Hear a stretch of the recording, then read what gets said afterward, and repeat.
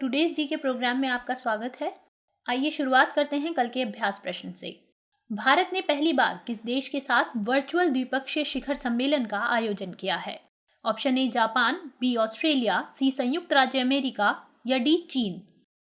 भारत और ऑस्ट्रेलिया के बीच पहली बार एक वर्चुअल द्विपक्षीय शिखर सम्मेलन का आयोजन किया गया।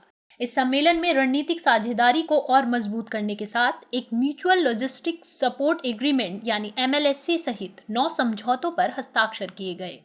इन समझौतों में रक्षा सहयोग, साइबर तकनीक और खनन इत्यादि समझौते शामिल हैं। इसके अतिरिक्त इंडो पैसिफिक क्षेत्र में समुद्री सहयोग के लिए साझा दृष्टिकोण पर एक संयुक्त घोषणा पत्र जारी किया गया। तो इस तरह पहले प्रश्न का सही उत्तर है ऑप्शन बी ऑस्ट्रेलिया। आज के सेशन की शुरुआत करते हैं। पहला प्रश्न है, आवास एवं शहरी कार्य मंत्रालय ने the urban learning internship programme TULIP launch किया है। इसे अन्य किस मंत्रालय के सहयोग से चलाया जा रहा है? ऑप्शंस हैं मानव संसाधन विकास मंत्रालय, पर्यटन मंत्रालय, श्रम एवं रोजगार मंत्रालय, सामाजिक न्याय एवं अधिकारिता मंत्रालय। आवास एवं शहरी कार्य मंत्रालय और मानव संसाधन विकास मंत्रालय ने अखिल भारतीय तकनीकी शिक्षा परिषद AICTE के साथ मिलकर एक online portal the urban learning internship programme यानी टुलिप की शुरुआत की है। यह एक ऐसा कार्यक्रम है जो देश भर के सभी शहरी स्थानीय निकायों यानी ULBs और स्मार्ट शहरों में नए स्नातकों को प्रशिक्षण के अवसर प्रदान करेगा। टुलिप भारत के स्नातकों की मार्केट वैल्यू को बढ़ाने में सहायता करेगा और शहरी नियोजन, परिवहन इंजीनियरिंग, पर्यावरण, नगर पालिका, वित्त आदि जैसे विविध क्षेत्रों में एक संभावित प्रतिभा पूल बनाने में मदद करेगा। इससे न केवल संभावित शहर प्रबंधकों बल्कि प्रतिभाशाली निजी गैर सरकारी क्षेत्र के पेशेवरों के सृजन में तेजी आएगी। इस प्रकार TULIP the urban learning internship programme Bharat के ULB और स्मार्ट शहरों के कामकाज में नई ऊर्जा और विचारों को विकसित करेगा। इस साल करीब 25,000 स्टूडेंट्स इस प्रोग्राम के तहत इंटर्नशिप कर सकेंगे। तो इस प्रश्न का एक्सप्लेनेशन से पता चलता है कि सही उत्तर ऑप्शन ए है।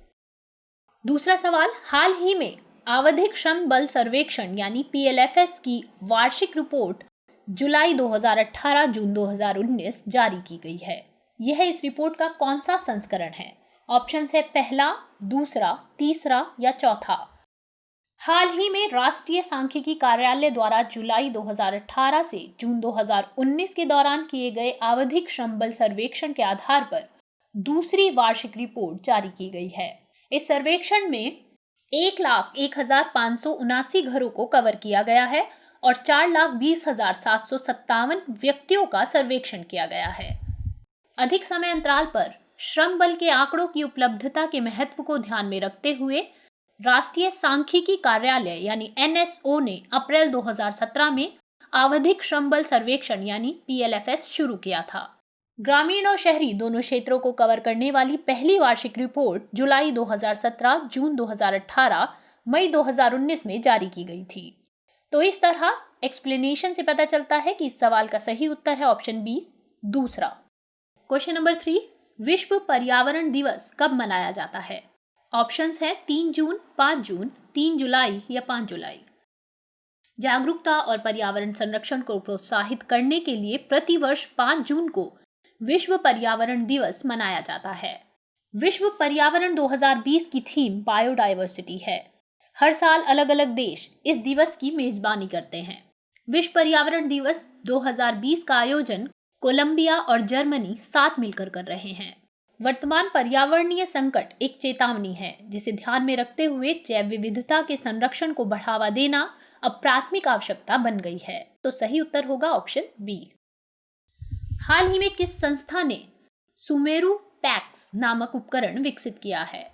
ऑप्शंस है ICMR, CSIR, DRDO या एम्स। DRDO ने सुमेरु पैक्स नाम का एक उपकरण विकसित किया है। यह उपकरण प्रमुख रूप से व्यक्तिगत सुरक्षा उपकरण यानी PPE पहनने वाले डॉक्टर्स और चिकित्सा कर्मियों के लिए बनाया गया है। डॉक्टर्स और चिकित्सा कर्मचारियों से मिले फीडबैक के अनुसार वे 30 से 45 मिनट से अधिक समय तक PPE पहनने के बाद असहज महसूस करते हैं और उन्हें पसीना आने लगता है, जिससे स्थिति और खराब हो जाती है। इस फीडबैक के अनुसार डीआरडीओ ने सुमेरु पैक्स नामक एक व्यक्तिगत वायु संचलन प्रणाली विकसित की है, जिसका उपयोग पीपीई के अंदर लगभग 500 ग्राम वजन के छोटे बैग के रूप में किया जा सकता है। यह उपकरण 39 डिग्री सेल्सियस के परिवेश के तापमान पर अच्छी तरह से काम करता है और पहनने वाले को बिना पसीने के आरामदायक और ठंडा रखता है। तो क्वेश्चन नंबर 4 का सही आंसर है option C, DRDO. Question number 5, चीन द्वारा पीओके में सीपीईसी के तहत Kohala hydro electric power project का निर्माण किया जाना प्रस्तावित है। यह प्लांट किस नदी पर बनाया जाएगा? ऑप्शंस है सिंधु नदी, झेलम नदी, सतलज या रावी नदी। चीन की मल्टी बिलियन डॉलर परियोजना सीपीईसी के तहत पाकिस्तान के कब्जे वाले कश्मीर यानी पीओके में 1124 मेगावाट की कोहाला पनबिजली परियोजना स्थापित की जा रही है। इस परियोजना के लिए चीन के three gorges corporation, PoK authorities और पीपीआईबी के अधिकारियों के बीच एक त्रिपक्षीय समझौते को अंतिम रूप दिया गया है।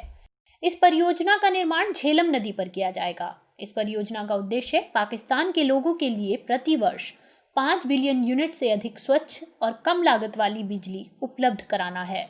3000 किलोमीटर लंबे सीपीईसी का उद्देश्य चीन और पाकिस्तान को रेल, सड़क, पाइपलाइन और ऑप्टिकल केबल फाइबर नेटवर्क से जोड़ना है। यह चीन के शिनजियांग प्रांत को पाकिस्तान के ग्वादर बंदरगाह से जोड़ता है, जो चीन को अरब सागर तक पहुंच प्रदान करता है। तो क्वेश्चन नंबर 5 इसका सही उत्तर है ऑप्शन बी, झेलम नदी। क्वेश्चन नंबर 6, किसी राज्य के लिए अनिवार्य तत्व माने जाते हैं? जनसंख्या, सरकार, संप्रभुता या भूभाग। आइए कूट देखते हैं। ऑप्शंस हैं केवल 1, 2 और 3, केवल 2, 3 और 4, केवल 1, 3 और 4 या उपरोक्त सभी। किसी भी राज्य के होने की शर्त है कि उसमें 4 तत्व विद्यमान हों: भूभाग, जनसंख्या, सरकार और संप्रभुता। भूभाग अर्थात एक ऐसा निश्चित भौगोलिक प्रदेश होना चाहिए जिस पर उस राज्य की सरकार राजनीतिक क्रियाएं करती हों।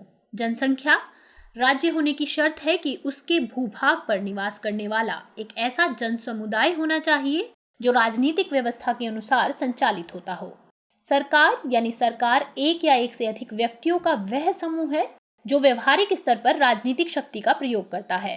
राज्य और सरकार में यही अंतर है कि राज्य एक अमूर्त संरचना है, जबकि सरकार उसकी मूर्त व व्यवहारिक अभिव्यक्ति है। अंतिम है संप्रभुता या प्रभुसत्ता। यह राज्य का अत्यंत महत्वपूर्ण तत्व है। इसका अर्थ है कि राज्य के पास अर्थात उसकी सरकार के पास अपने भूभाग और जनसंख्या की सीमाओं के भीतर कोई भी निर्णय करने की पूरी शक्ति होनी चाहिए। अब अगर हम प्रश्न को देखें तो ऑप्शंस में था जनसंख्या, सरकार, संप्रभुता और भूभाग। तो इसका सही उत्तर होगा उपरोक्त सभी, ऑप्शन डी। क्वेश्चन नंबर 7, निम्नलिखित में से किस कारण से ब्रिटिश भारत में वायसराय का शासन वस्तुतः राज्य नहीं माना जा सकता था? ऑप्शंस है निश्चित भूभाग के अभाव के कारण, जनसंख्या के अभाव के कारण, सरकार के अभाव के कारण या संप्रभुता के अभाव के कारण। राज्य की अवधारणा के लिए भूभाग, जनसंख्या, सरकार और संप्रभुता ये चारों तत्व अनिवार्य हैं, वैकल्पिक नहीं। यदि इनमें से एक भी अनुपस्थित हो तो राज्य की अवधारणा निरर्थक हो जाती है। कभी कभी ऐसा भी हो सकता है कि सरकार भी हो, जनता भी हो, भूभाग भी हो, किंतु संप्रभुता की कमी के कारण राज्य की अवधारणा पूरी ना हो सके। प्राचीन भारत में जब वायसराय भारतीय भूभाग का सर्वोच्च प्रशासक होता था तो एक निश्चित भूभाग के भीतर जनता उसकी आज्ञा का पालन करती थी, लेकिन तब भी वह संप्रभु नहीं था क्योंकि वह ब्रिटेन की सरकार के आदेशों के तहत कार्य करता था। तो एक्सप्लेनेशन के अकॉर्डिंग क्वेश्चन नंबर 7 का सही उत्तर होगा ऑप्शन डी, संप्रभुता के अभाव के कारण। क्वेश्चन नंबर 8, भारत में राजनीतिक प्रणाली की आवश्यकता के कारणों में शामिल हैं: पहला, भारत में राष्ट्र निर्माण की प्रक्रिया अभी चल रही है जिसे राष्ट्र विरोधी ताकतें नुकसान पहुंचा सकती हैं। दूसरा, भारत की आंतरिक सुरक्षा के समक्ष कई चुनौतियां हैं। तीसरा, भारत एक कल्याणकारी राज्य की भूमिका में है। और चौथा, भारतीय समाज तीव्र सामाजिक परिवर्तनों के दौर से गुजर रहा है। आइए अब कूट देखते हैं। ऑप्शंस हैं केवल 3 और 4, केवल 1, 3 और 4, केवल 1, 2 और 3 या 1, 2, 3 और 4 सभी। भारत में राजनीतिक प्रणाली की आवश्यकता को कई स्तरों पर महसूस किया जा सकता है। जैसे भारत में राष्ट्र निर्माण की प्रक्रिया अभी भी चल रही है, जिसे राष्ट्र विरोधी ताकतें नुकसान पहुंचा सकती हैं। ऐसे खतरों से निपटने के लिए मजबूत राजनीतिक प्रणाली जरूरी है। भारत की आंतरिक सुरक्षा के समक्ष अभी कई चुनौतियां हैं, जैसे आतंकवाद, नक्सलवाद, अलगाववाद इत्यादि। भारतीय राज्य एक कल्याणकारी राज्य है और यह वंचित वर्गों को समानता की स्थिति में लाने के लिए गंभीर प्रयास करता है।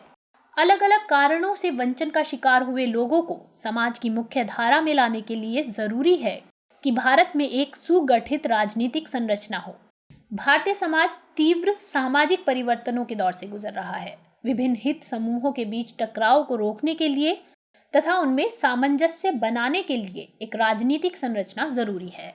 तो एक्सप्लेनेशन के अकॉर्डिंग सही उत्तर होगा उपरोक्त सभी, यानी ऑप्शन डी।